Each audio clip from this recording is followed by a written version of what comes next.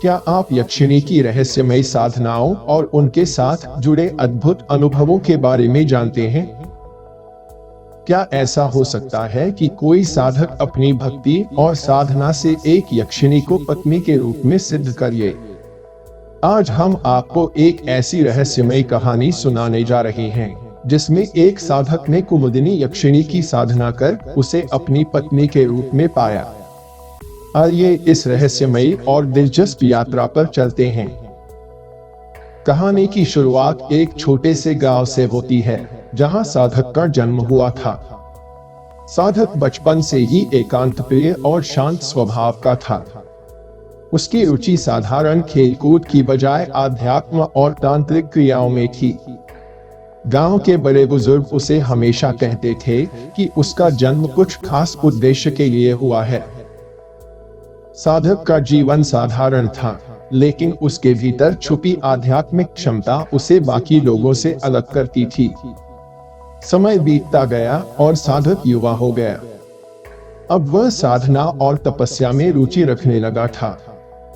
वह हमेशा अपने गांव के आसपास के जंगलों में जाकर ध्यान करता और प्रकृति के साथ समय बिताता। एक दिन जब वह ध्यान की अवस्था में था, उसे एक सपना आया। सपने में एक वृद्ध साधु ने उसे आशीर्वाद देते हुए कहा, तुम्हारे भीतर अपार शक्तियां छुपी हैं, जिन्हें पहचानना तुम्हारा कर्तव्य है। समय आने पर तुम्हें वह मार्ग दिखेगा जिस पर चलकर तुम अपने जीवन का उद्देश्य पूरा कर पाओगे। इस सपने ने साधक को भीतर से झकझोर कर रख दिया। उसे लगा कि उसका जीवन कोई साधारण जीवन नहीं है और उसके सामने कोई बड़ी जिम्मेदारी आने वाली है। कुछ समय बाद एक दिन जब वह अपने शहर के बाहरी इलाके में घूम रहा था, तो उसने एक बरगद के पेड़ के नीचे एक वृद्ध साधु को देखा। साधु के चेहरे पर गहन पीड़ा थी, लेकिन उसकी आंखों में एक अजीब सी चमक थी। साधक ने तुरंत समझ लिया कि यह साधु कोई साधारण व्यक्ति नहीं है। साधक ने साधु से पूछा, बाबा, क्या मैं आपकी कुछ मदद कर सकता हूँ? साधु ने कहा, मेरा पैर टूट गया है और मैं चलने में असमर्थ हूँ। साधक ने बिना कुछ सोचे समझे साधु को अपनी कार में बिठाया और अस्पताल ले गया।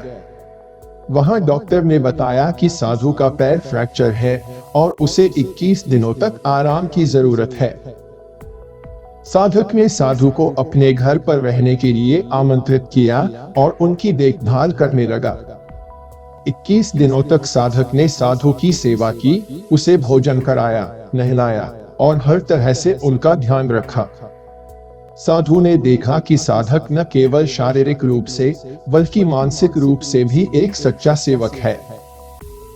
21 दिनों के बाद जब साधु का पैर ठीक हो गया, तो उन्होंने साधक को आशीर्वाद देते हुए कहा, तुम्हारे भीतर जो सेवा का भाव है वह अद्वितीय है।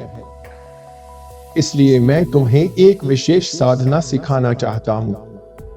यह साधना बहुत ही गुप्त और शक्तिशाली है और इसके द्वारा तुम एक यक्षिणी को अपनी पत्नी के रूप में सिद्ध कर सकते हो। साधक चकित था। उसने यक्षिणी की कहानियां सुनी थी, लेकिन कभी किसी से प्रत्यक्ष रूप में मिलने की कल्पना भी नहीं की थी। साधु ने उसे समझाया कि यह साधना आसान नहीं है, इसमें बहुत ध्यान, धैर्य और साहस की आवश्यकता होती है। अगर एक भी गलती हुई तो परिणाम घातक हो सकते हैं। लेकिन साधक के मन में कोई भय नहीं था। उसने ठान लिया कि वह इस साधना को पूरा करेगा। साधु ने उसे साधना की तैयारी के लिए कहा। उन्होंने साधक को पूनम की रात को जंगल के एक सुनसान स्थान पर बुलाया। साधक ने साधु के निर्देशों का पालन किया और उस रात दोनों जंगल में पहुंचे। वह जगह बहुत ही डरावनी थी। घने पेड़ों के बीच एक छोटी सी नदी बह रही थी। वहां पहुंचते ही साधु ने साधक से कहा कि वह अपने सभी कपड़े, आभूषण और यहाँ तक कि उंगली की अंगूठी भी हटा दे। साधक ने वैसा ही किया। साधु ने फिर एक गुप्त मंत्र साधक को दिया और उसे नदी में स्नान करने का आदेश दिया। नदी का पानी बेहद ठंडा था, लेकिन साधक ने बिना किसी झिझक के उसमें डुबकी लगाई। उसके बाद साधु ने उसे नदी के किनारे बुलाकर एक विशेष सिंदूर उसके माथे पर लगाया और साधना शुरू करने का आदेश दिया। साधना के लिए साधक को एक विशेष स्थान पर चारों ओर शीशे लगाकर बैठना था, ताकि वह खुद को चारों दिशाओं से देख सके। साधना के लिए केवल 108 कुमुदिनी के फूलों की आवश्यकता थी। साधु ने उसे बताया कि यह साधना दिन के बजाय रात में की जाती है, क्योंकि कुमुदिनी यक्षिणी चंद्रमा की रोशनी से अपनी शक्तियां प्राप्त करती है। हर रात साधक उस जगह पर जाता और साधु के मार्गदर्शन में साधना करता। यह साधना कोई साधारण साधना नहीं थी। इसमें साधक को अपनी पूरी शक्ति और आत्मा को केंद्रित करना पड़ता था। साधना के दौरान साधक ने कई बार विचलित होने का अनुभव किया। अजीब सी आवाजें, खतरनाक दृश्य और असामान्य घटनाएं उसे डराने की कोशिश करती, लेकिन उसने अपने गुरु के निर्देशों का पालन करते हुए कभी भी अपनी साधना को भंग नहीं होने दिया। उसने मन ही मन गुरु के शब्दों को याद किया, सफलता तभी मिलेगी जब तुम्हारा मन अड़िग रहेगा। 17वें दिन जब साधक ने साधना पूरी की तो अचानक उसने आईने में एक सुंदर युवती को देखा। वह बेहद आकर्षक और चमकदार थी। उसकी उपस्थिति ने साधक को मोहित कर दिया, लेकिन उसे याद आया कि उसे वचन मांगने से पहले अपने गुरु से सलाह लेनी चाहिए। साधक ने गुरु की ओर देखा, लेकिन जो दृश्य उसने देखा वह चौंकाने वाला था। उसके गुरु वहीं बैठे थे, लेकिन अब वह जीवित नहीं थे। उनके प्राण पखेरु उड़ चुके थे। साधक को समझ नहीं आया कि यह सब कैसे हुआ। तभी यक्षिणी ने उसे बताया कि उसके गुरु ने अपनी साधना पूरी करने के लिए अपने प्राणों की आहुति दी है। उन्होंने यह साधना अपनी पुत्री यानी यक्षिणी के लिए की थी, ताकि वह एक धर्मपरायण व्यक्ति के साथ रह सके और लोक कल्याण कर सके। यह सुनकर साधक के मन में कई सवाल उठे, लेकिन उसने अपने गुरु के अंतिम संस्कार का कर्तव्य निभाया। उसने उनके शरीर को घर ले जाकर पिता की तरह पूरे संस्कार किए। गुरु के अंतिम संस्कार के बाद साधक ने गरीबों को भोजन कराया और वस्त्र वितरित किए। अब यक्षिणी उसकी पत्नी के रूप में उसके साथ रहने लगी, लेकिन उसे केवल साधक ही देख सकता था।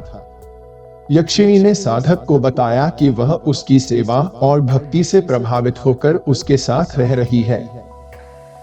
वह साधक के जीवन में एक अदृश्य शक्ति बन गई, जो उसके हर कार्य में उसका सहयोग करती थी। यक्षिणी ने साधक से वादा किया कि वह उसके जीवन के हर मुश्किल समय में उसका साथ देगी, लेकिन उसे यह भी चेतावनी दी कि वह कभी भी किसी और को उसके बारे में न बताए। यदि उसने ऐसा किया तो उसका जीवन खतरे में पड़ सकता है। साधक ने यक्षिणी की हर बात का पालन किया और अपने जीवन को संयम और धैर्य से जीने लगा। समय बीतता गया और साधक ने अपने जीवन में कई उपलब्धियां हासिल की। यक्षिणी ने उसे हर संभव सहायता प्रदान की, लेकिन उसने कभी भी साधक के नैतिक मूल्यों को टूटने नहीं दिया। अगर साधक किसी गलत काम के लिए प्रेरित होता तो यक्षिणी उसे तुरंत रोक देती। उसने साधक को यह सिखाया कि सच्ची शक्ति वह होती है जो दूसरों की भलाई में लगी रहती है, न कि स्वार्थी उद्देश्यों के लिए। इस साधना के बाद साधक ने कई और साधनाएं की, लेकिन कुमुदिनी यक्षिणी की साधना का अनुभव सबसे अनोखा और रहस्यमय था। उसने इस साधना से सीखा कि किसी भी साधना में सफल होने के लिए दृढ़ संकल्प, विश्वास और सही मार्गदर्शन की आवश्यकता होती है। साधक ने यक्षिणी के साथ अपने जीवन को संतुलित और मर्यादित ढंग से जीना सीखा। उसने अपने गांव में लोगों की मदद की और उन्हें सही रास्ते पर चलने के लिए प्रेरित किया। इस अद्भुत अनुभव ने साधक के जीवन को पूरी तरह बदल दिया। उसने अपनी शक्ति का प्रयोग हमेशा लोगों की भलाई के लिए किया। यक्षिणी ने भी अपनी शक्ति का उपयोग साधक के साथ मिलकर लोगों की सेवा के लिए किया।